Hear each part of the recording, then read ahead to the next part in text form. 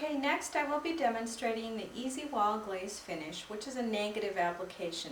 This technique is a soft blending of glaze which gives a simply elegant finish. This finish is best done in a single color with no more than 3 colors recommended. Now, for this demonstration, I once again pre-mixed my glaze, and I am using latex paint by Behr.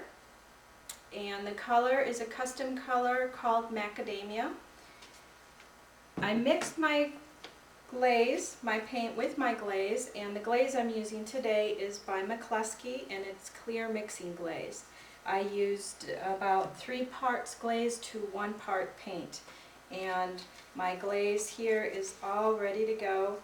And the texture of this glaze is a little bit heavier, the consistency of whole milk. Okay, now for this demonstration I will be using a pre-primed board once again, and I went ahead and placed some glaze onto my paint tray already. I pre-loaded my foam roller with the glaze, and I'm all ready to go to my surface. Now, so let's get started. This technique, it is very simple. Once again, you want to randomly apply glaze about 70% of your surface.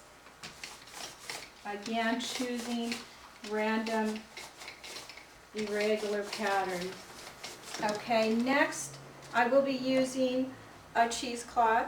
This cheesecloth has already been dampened and wrung out really well, and after you wring it out, open it up and then wad it up into a nice big ball in your hand, like I have here, and we're ready to go to our surface.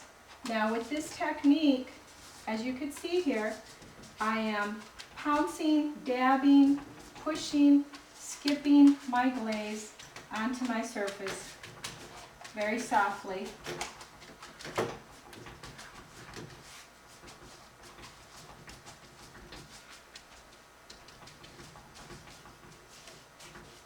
You once again want to have high and low areas.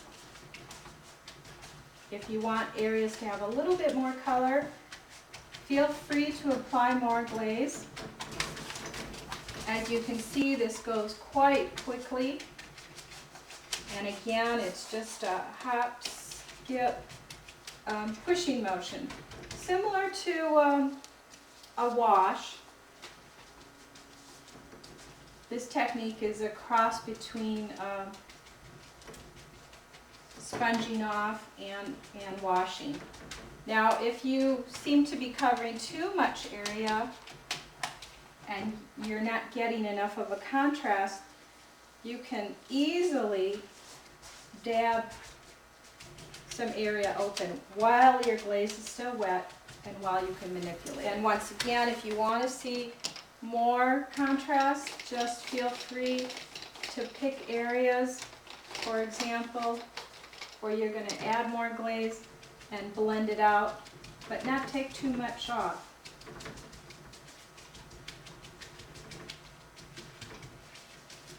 Now with this technique, I would definitely add another color, a color that has a deeper tone of this sort of tan tone that we have here. There we have it. And as I've mentioned before, these glazes that I'm working on the sample board are just on a very soft, flat surface. Your walls, however, will have a little bit more texture for the most part, and your texture picks up a little bit more of the glaze, which is all part of the finish and the look as well. And here we have the Easy Wall Glaze finish.